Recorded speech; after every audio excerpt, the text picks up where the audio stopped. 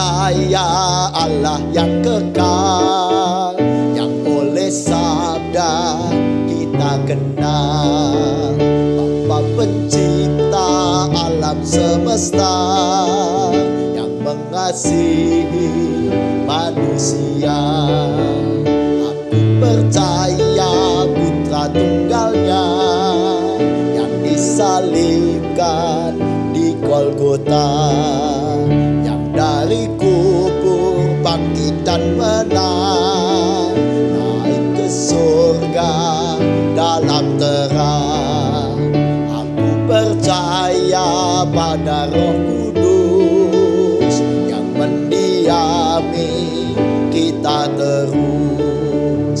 Aku percaya gereja yang esa, ku jadi suci di dalamnya.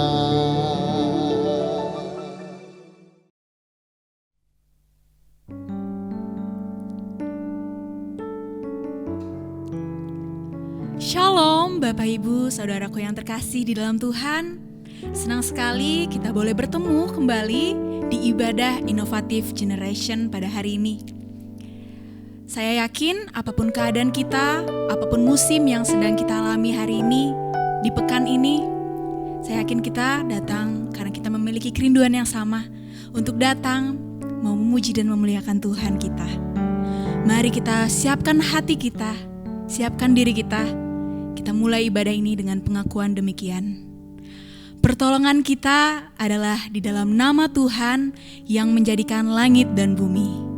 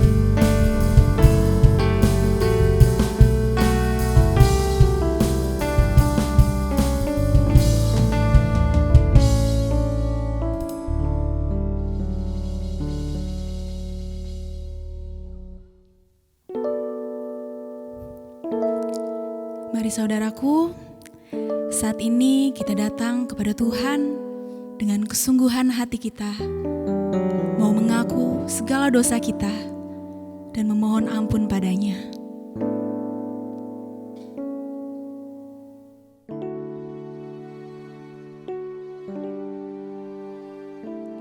Kau membuatku sesuai rencanamu.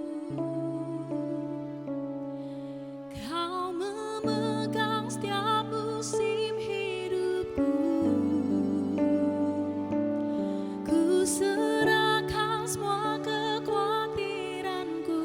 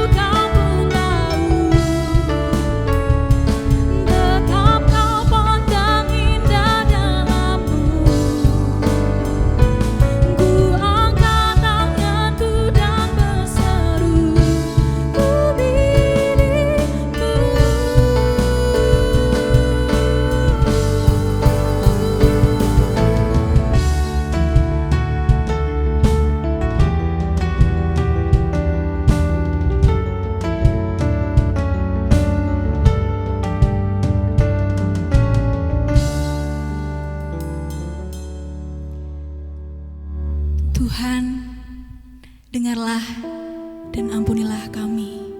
Amin.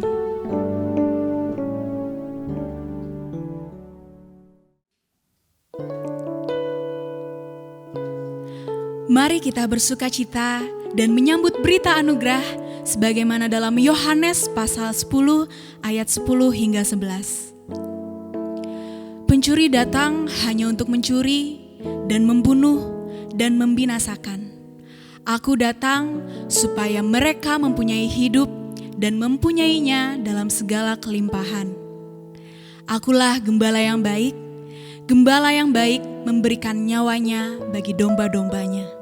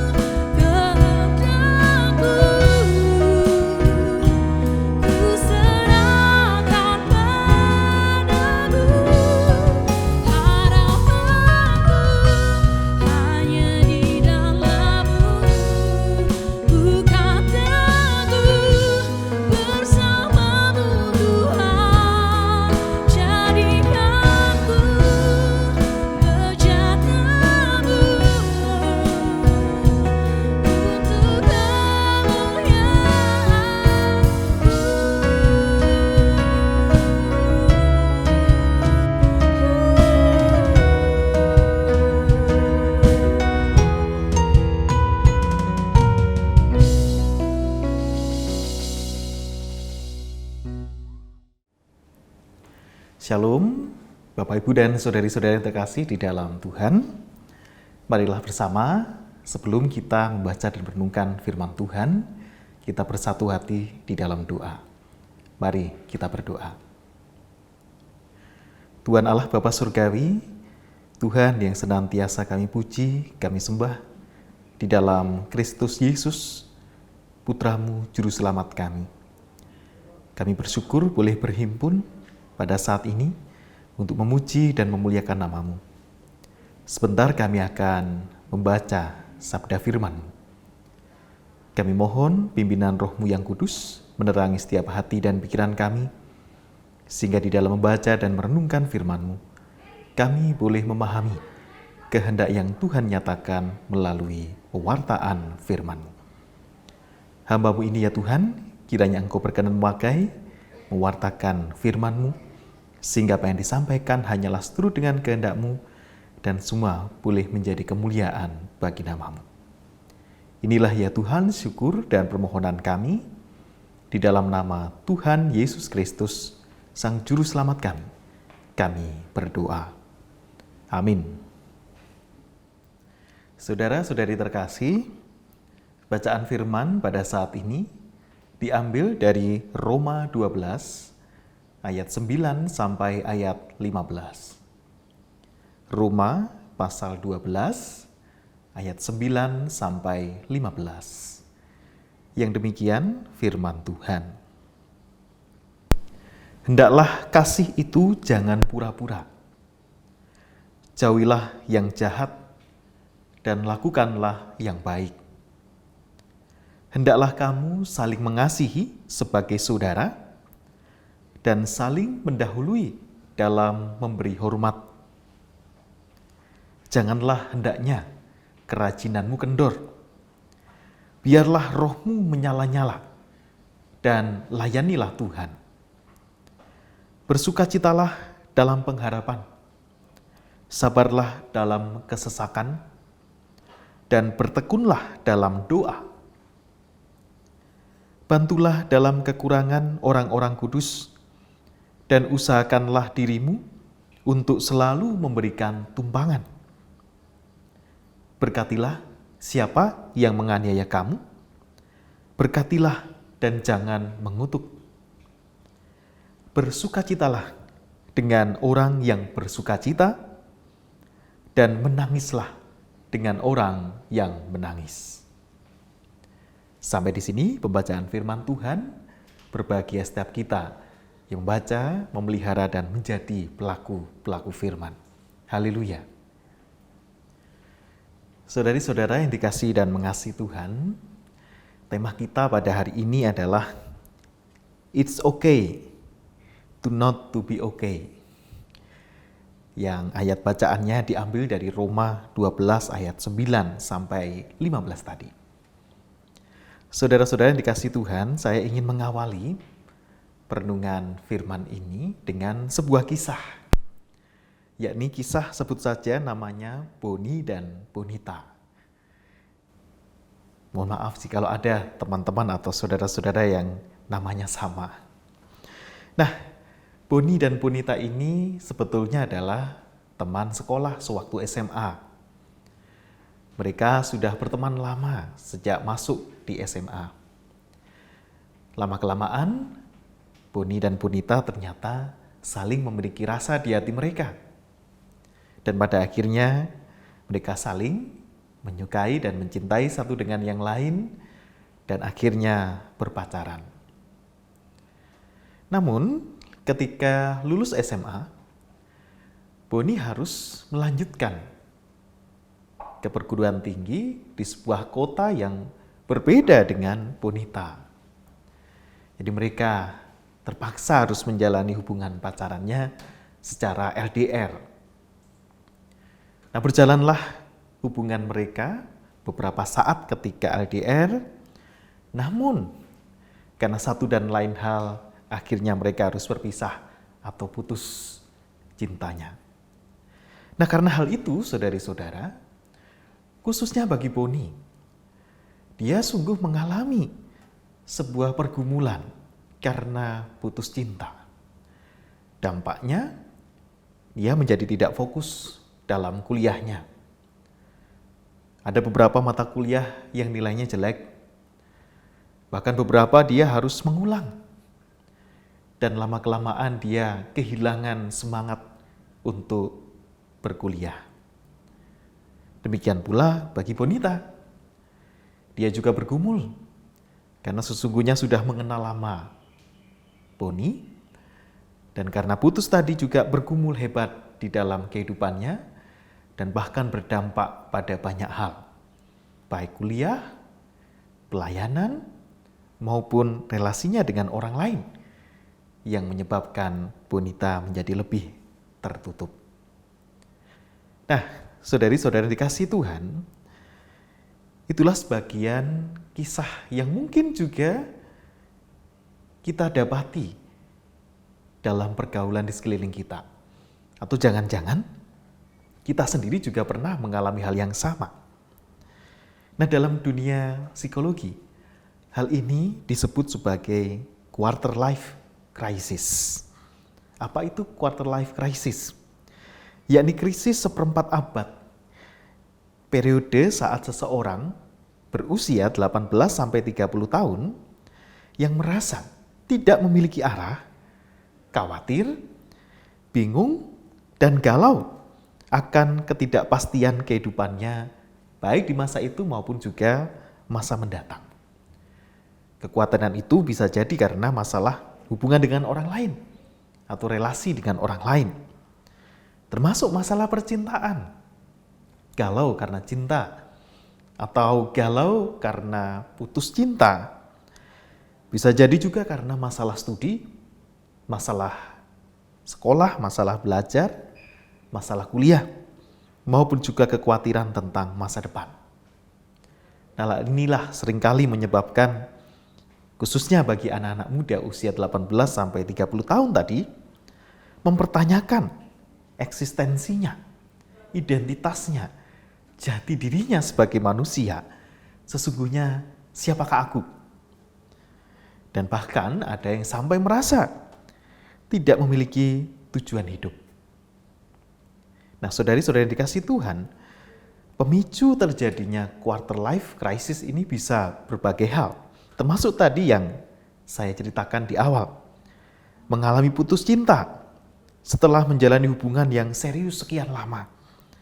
Ada juga yang bergumul karena yang bagi yang sudah bekerja, masalah pekerjaan, deadline yang tidak ada habisnya, yang harus dikejar-kejar, mengalami pressure dalam pekerjaannya, maupun juga berbagai hal yang lain yang bisa memicu terjadinya quarter life crisis ini. Dan tahukah Bapak Ibu dan Saudara dikasihi Tuhan, berapa persen anak-anak muda atau kaum milenial ini yang mengalami quarter life crisis? Ternyata cukup tinggi, bahkan dikatakan sangat tinggi. Yakni 86% kaum milenial mengalami quarter life crisis yang menyebabkan mereka merasa tidak nyaman, merasa kesepian, galau, dan bergumul di dalam kehidupannya. Meskipun terlepas dari itu semua, krisis ini adalah sebuah hal yang alami, yang boleh juga dialami, dapat dialami oleh siapapun juga. Dan ini sebagai bagian bagi kita sekalian untuk proses menemukan identitas dan jati diri kita. Jadi sesungguhnya hal yang alami, tetapi ketika quarter life crisis ini tidak dikelola dengan baik, maka dampaknya bisa berdampak buruk bagi kehidupan seseorang. Nah, baiklah kita juga mengetahui apa sih tanda-tandanya seseorang atau mungkin diri kita sendiri sedang mengalami quarter life crisis ini. Tanda-tandanya bisa kita lihat: sering merasa bingung tentang masa depan atau tentang karir, merasa terjebak dalam situasi yang sesungguhnya tidak disukai, sulit membuat keputusan ketika ada beberapa pilihan yang harus kita ambil, menjadi kurang termotivasi dalam menjalani kehidupan atau aktivitas sehari-hari. Sulit menentukan apakah harus menjalani hidup dengan keinginan diri sendiri atau tuntutan dari keluarga dan masyarakat.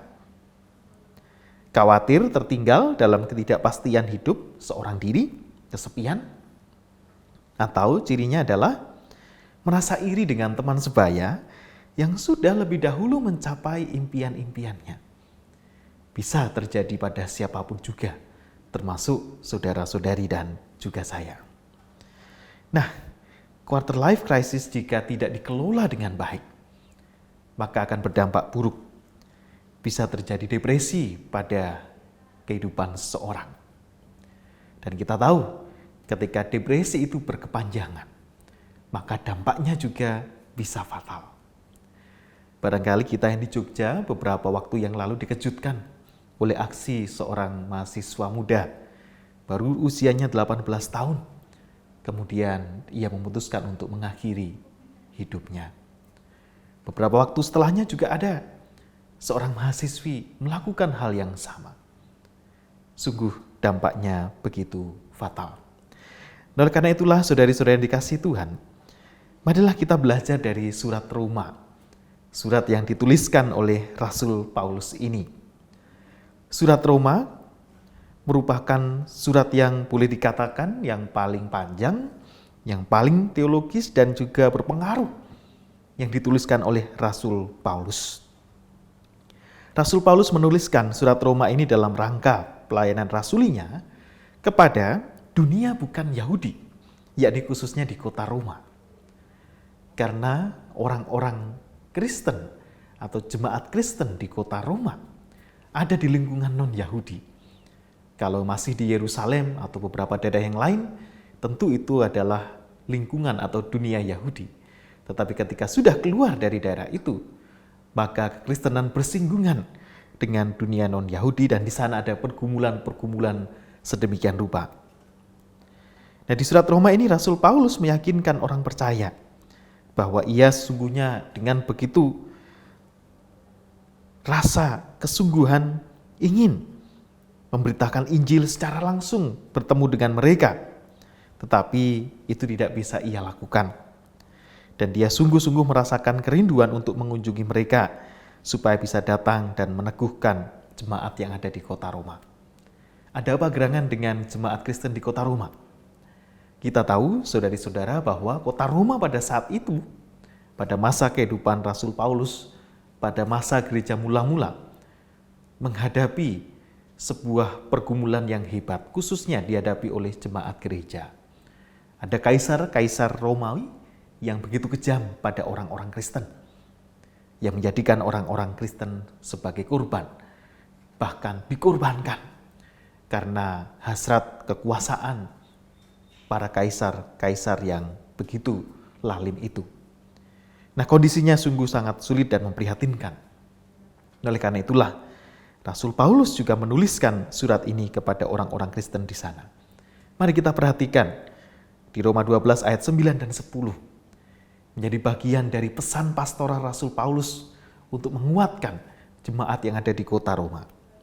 Hendaklah kasih itu jangan pura-pura. Jauhilah yang jahat dan lakukanlah yang baik. Hendaklah kamu saling mengasihi sebagai saudara dan saling mendahului dalam memberi hormat. Di sini Rasul Paulus menekankan, semua orang beriman harus mengasihi, saling mengasihi saudaranya dengan kasih yang sungguh-sungguh, penuh kemurahan dan kelembutan. Dalam kondisi yang penuh pergumulan tadi, maka ungkapan kasih, topangan, kemurahan dan kelembutan itu menjadi seperti oase di tengah gurun penderitaan yang sedang dialami oleh jemaat Kristen di Roma. Artinya Rasul Paulus juga menekankan bahkan bahwa kita harus ikut serta memperhatikan kesejahteraan, kebutuhan dan keadaan rohani semua saudara seiman kita, serta ikut merasa simpati dan menolong mereka dalam kesusahan dan persoalan. Kita tidak bisa egois dalam hidup beriman. Kita hidup beriman artinya hidup di dalam persekutuan kita, komunitas kita, yakni komunitas orang beriman atau gereja. Nah, disinilah Rasul Paulus menekankan supaya kita juga harus memperdulikan, memperhatikan orang-orang seiman di sekeliling kita, bersimpati dan berempati. Jikalau ada yang mengalami kesusahan dan persoalan, maka wajib hukumnya bagi orang percaya untuk membantu, menolong saudaranya yang sedang bergumul itu. Nah, Rasul Paulus juga menekankan, kita harus saling hormat dan menghargai bagi keberadaan sesama kita, khususnya hal-hal baik yang mereka miliki. Karena dalam saling menghargai dan menghormati, maka satu dengan yang lain akan terwujud kedekatan relasi yang menguatkan. Nah, artinya saudari-saudara bahwa Rasul Paulus menyatakan kehidupan setiap orang yang sudah diubahkan di dalam Kristus mengakibatkan mereka menerapkan apa itu kebenaran dan kasih pada semua aspek kehidupannya, baik secara pribadi, spiritualitas, secara iman, rohani, tapi juga secara sosial dengan lingkungan di sekelilingnya, dan bahkan juga secara etika dan moral yang baik dan benar di hadapan Tuhan Allah. Oleh karena itulah, Bapak Ibu Saudara yang dikasihi Tuhan, kalau kita memperhatikan Roma 12 ayat 15, barangkali ayat ini sering digunakan untuk ayat-ayat penghiburan yang berkata demikian. Bersukacitalah dengan orang yang bersukacita dan menangislah dengan orang yang menangis. Di sini sesungguhnya Rasul Paulus menunjukkan pentingnya makna persekutuan atau yang disebut di dalam dunia psikologi adalah dukungan sosial. Nah, dukungan sosial ini membuat seseorang meyakini bahwa ia dipedulikan, disayangi, dihargai, dan termasuk dalam sebuah persekutuan tadi, dan memiliki hubungan relasi yang timbal balik. Nah, dukungan sosial ini ada dalam kehidupan sehari-hari yang nyata, baik itu dalam ikatan keluarga, pertemanan, persekutuan gereja, maupun juga ikatan-ikatan yang lainnya. Nah, kenapa kita berbicara tentang dukungan sosial? Seringkali saudari-saudari yang dikasihi Tuhan, seseorang yang sedang mengalami pergumulan atau krisis tadi, quarter life crisis, menggumulinya, menghadapinya seorang diri. Ia kesulitan menemukan teman, sahabat, saudara atau bahkan keluarga yang bisa diajak bercerita, membagikan keluh kesahnya, membagikan pergumulan kehidupan yang sedang dialami. Bahkan ketika dia tidak bisa menemukan orang untuk diajak bercerita, lama-kelamaan bisa mengalami depresi. Nah, oleh karena itulah saudari-saudari yang dikasihi Tuhan, di sini sangat penting sekali bahwa kita seperti halnya dinasihatkan Rasul Paulus tadi, wajib memperhatikan orang-orang di sekeliling kita. Jangan-jangan orang-orang di sekeliling kita atau bahkan orang-orang terdekat kita sedang mengalami krisis itu, sedang bergumul dengan hebat dalam kehidupannya, dan dia tidak punya siapa-siapa untuk berbagi pergumulannya. Nah, sesungguhnya dukungan sosial ini, saudara-saudara yang dikasihi Tuhan, secara psikologis juga sangat besar sekali pengaruhnya. Khususnya ketika seseorang yang masih berusia remaja atau pemuda, dukungan sosial itu bisa diperoleh dari lingkungan pertemanan, dari guru di sekolah, dan juga bisa dari orang tua, maupun juga persekutuan gereja. Dan yang paling berpengaruh di sini adalah dukungan dari orang tua. Oleh karena itulah, Bapak, Ibu, dan saudari-saudara yang dikasihi Tuhan, dukungan sosial yang diberikan keluarga berperan sangat efektif untuk mengatasi tekanan-tekanan psikologis yang dialami oleh seseorang dalam masa-masa sulit kehidupannya. Dukungan sosial keluarga yang tinggi diperlukan untuk mencegah timbulnya depresi, baik pada anak-anak remaja, pemuda, maupun siapapun juga yang sedang mencari jati dirinya tadi, dan juga yang sedang bergumul dalam kehidupannya. Oleh karena itulah, Bapak, Ibu, dan saudara dikasihi Tuhan, it's okay to not to be okay. Setiap orang mengalami krisis itu. Bisa jadi saudara, bisa jadi saya, atau siapapun juga kita pernah mengalaminya. Oleh karena itulah ketika kita mendengarkan nasihat dari Rasul Paulus tadi untuk terus memperhatikan lingkungan di sekitar kita, saling mengasihi, bahkan dikatakan bersukacita dengan orang yang bersukacita dan ikut menangis dengan orang yang menangis. Artinya kita menunjukkan simpati dan empati kita, kepedulian kita kepada orang-orang di sekeliling kita yang sedang bergumul. Nah, oleh karena itulah marilah kita menyadari pentingnya dukungan sosial ini. Dukungan sosial itu secara nyata Bapak Ibu dan Saudara bisa diwujudkan dalam berbagai bentuknya. Yang pertama, secara fungsional, yakni sejauh mana kebutuhan psikologis dan tujuan kehidupan seseorang dipenuhi dalam jejaring sosialnya. Apakah pertemanan kita, persahabatan kita, bahkan persekutuan kita itu di sana mewujudkan dukungan sosial ini, saling menopang satu dengan yang lain. Dua, secara emosional, yakni kita bisa menyatakan dukungan sosial itu dengan cara menenangkan atau membuat seseorang merasa berharga. Seorang yang sedang dalam krisis kehidupan butuh seorang sahabat yang hadir, yang mau mendengarkan, bahkan mau menenangkan dan mengatakan bahwa hidupmu berharga. Yang ketiga, secara appraisal, yakni selain tadi mendengarkan, menenangkan, juga bisa kita memberikan nasihat-nasihat atau saran, atau mungkin juga sharing pengalaman yang sudah kita alami. Dengan demikian, saudara atau sahabat kita tadi boleh menemukan panduan dalam kehidupannya. Tidak seorang diri, karena ada orang lain yang sudah mengalaminya. Dan kita bisa belajar dari sana untuk menolong diri tersebut. Dan yang keempat, bentuk dukungan sosial itu bisa berwujud instrumental. Artinya dalam bentuk materi. Bisa kita memberikan, mungkin teman atau sahabat atau saudara kita itu suka membaca buku, diberikan buku. Suka membaca komik, diberikan komik. Atau suka nonton film, mungkin kita bisa juga mengajaknya untuk nonton film. Artinya bentuk dukungan sosial ini bisa bermacam-macam bentuknya. Dan siapapun juga, saudari-saudara dan saya bisa melakukannya untuk mewujudkan apa yang dikatakan Rasul Paulus tadi. Bersukacita dengan orang yang bersukacita dan menangis dengan orang yang menangis. Nah, saudari-saudara yang dikasihi dan mengasihi Tuhan, pada bagian akhir saya akan mengajak kita semua untuk memperhatikan di ayat yang ke-12 yang berkata demikian. Bersukacitalah dalam pengharapan, sabarlah dalam kesesakan, dan bertekunlah di dalam doa.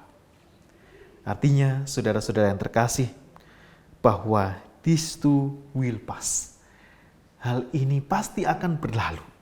Setiap krisis, persoalan, dan pergumulan kehidupan pasti akan berlalu. Tidak ada badai yang tidak pernah berlalu. Di dalam kondisi apapun kehidupan kita, dalam krisis, dalam pergumulan persoalan, ingatlah senantiasa ada pengharapan di sana. Tuhan tidak pernah meninggalkan kita sendirian. Tuhan tidak pernah memalingkan mukanya dari kita, melainkan Ia memandang kita, anak-anaknya, dengan penuh kasih setia dan penuh berkat-Nya. Oleh karena itu, saudara-saudara, marilah, jikalau kita sedang mengalami krisis itu, kita tetap sabar di dalam kesesakan. Dan tidak lupa, kita juga terus bertekun di dalam doa. Karena dalam doa itulah, saudara-saudara, kita menemukan kekuatan kita dari Tuhan. Karena kita menyerahkan keberadaan kehidupan kita, pergumulan dan persoalan kita dalam kuasa dan tangan Tuhan. Kita meyakini dan mengimani bahwa Tuhan menjawab setiap doa kita. Tetapi kita harus mengimani pula bahwa jawaban Tuhan adalah menurut hikmat dan kebijaksanaan Tuhan, bukan menurut keinginan kita. Sehingga jawaban Tuhan mungkin bisa berbeda dengan keinginan dan apa yang kita pikirkan. Maka dari itu, kita diajarkan untuk memasrahkan kehidupan kita ini dalam kuasa dan tangan Tuhan. Saudari-saudari yang dikasihi Tuhan, It's okay to not to be okay. Semua orang mengalami krisis kehidupan. Dan oleh karena itulah, so let's be the channel of God's hand. Marilah kita menjadi saluran atau sarana dari pertolongan Tuhan bagi orang-orang di sekeliling kita. Jika kita sudah mampu melewati krisis kehidupan, kita sudah mempunyai pengalaman-pengalaman ditolong oleh Tuhan, maka itulah kesempatan bagi kita untuk juga memperhatikan, memedulikan, menolong dan memulihkan orang-orang yang sedang bergumul di dalam hidupnya. Selamat menjadi saluran pertolongan Tuhan, tangan Tuhan bagi orang-orang yang sedang bergumul di tengah kehidupannya. Tuhan memberkati. Amin. Saudari-saudara dikasihi Tuhan, marilah kita bersatu hati di dalam doa.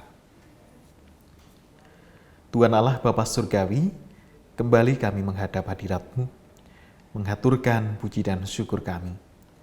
Kami boleh mendengarkan perenungan firman-Mu yang mengajak kepada setiap kami sekalian untuk menyadari bahwa kehidupan yang Tuhan berikan begitu berharga. Ada kalanya kehidupan membawa kami ke dalam krisis-krisis yang mungkin berat untuk dihadapi. Tetapi kami yakin dan percaya Tuhan senantiasa memberikan topangan, mengulurkan tangan-Mu, dan kuasa Tuhan sanggup untuk memulihkan. Karena itulah ya Bapa Surgawi, jikalau setiap kami sudah Tuhan tolong dan pulihkan, kiranya Tuhan juga berkenan memakai setiap kami hamba-hamba-Mu, anak-anak kepunyaan-Mu, untuk menjadi saluran pertolongan Tuhan bagi kehidupan saudara-saudari kami. Ada begitu banyak saudara-saudara kami yang bergumul dalam hidupnya, mengalami krisis.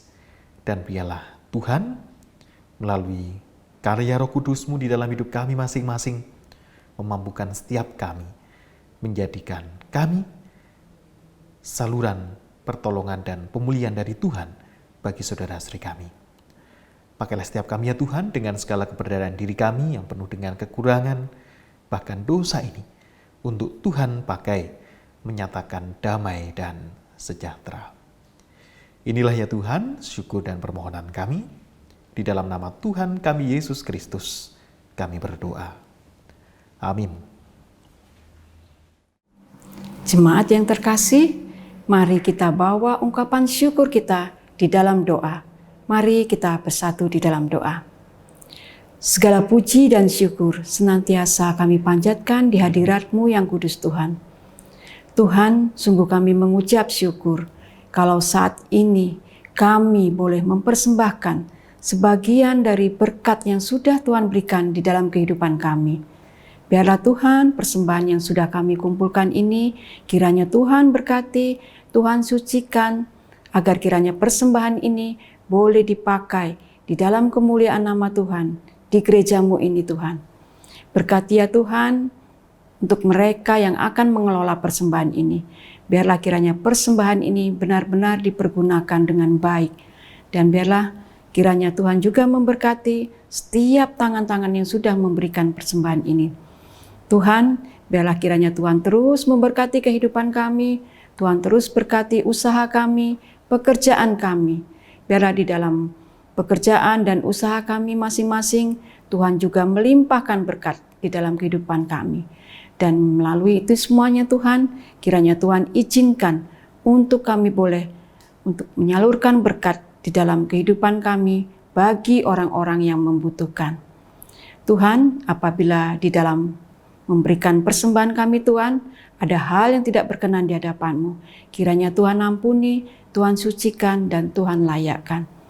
Biarlah Tuhan, kiranya Tuhan izinkan kami untuk kami boleh mempersembahkan seluruh hidup dan kehidupan kami sebagai persembahan yang harum dan berkenan di hadapan-Mu. Inilah ya Tuhan, doa permohonan kami. Di dalam nama Putra-Mu Tuhan kami, Yesus Kristus, kami berdoa dan bersyukur. Amin. Mari bersama kita mempersembahkan hidup kita dengan mengingat Mazmur 31 ayat 22. Terpujilah Tuhan, sebab kasih setianya ditunjukkannya kepadaku dengan ajaib pada waktu kesesakan.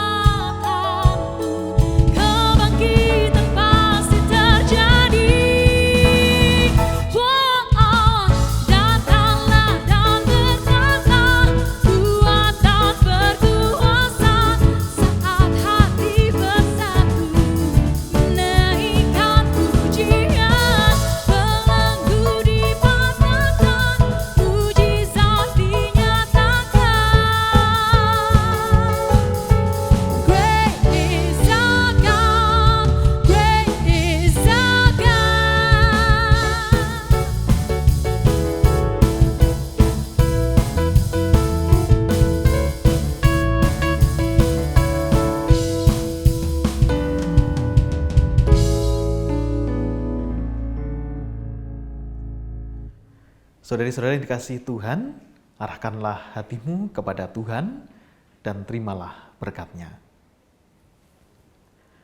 Limpahan kasih karunia, rahmat dan damai sejahtera dari Tuhan Allah Bapa kita, Tuhan Yesus Kristus Sang Putra, di dalam persekutuannya dengan Roh Kudus, senantiasa menaungi kehidupan saudari-saudara sekalian, dari mulai saat ini sampai dengan selama-lamanya, sehingga kehidupan saudara boleh menjadi berkat bagi setiap orang.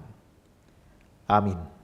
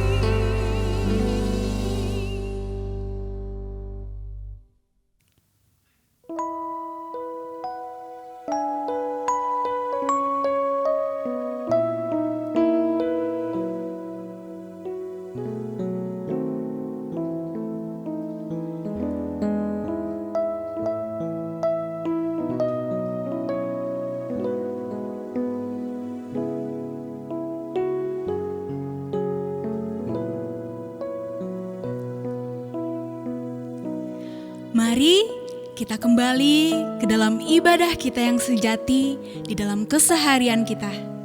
Bersama kita mau diutus Tuhan untuk melayani sesama kita, melayani Dia dan menjadi berkat bagi sesama kita. Tuhan Yesus memberkati.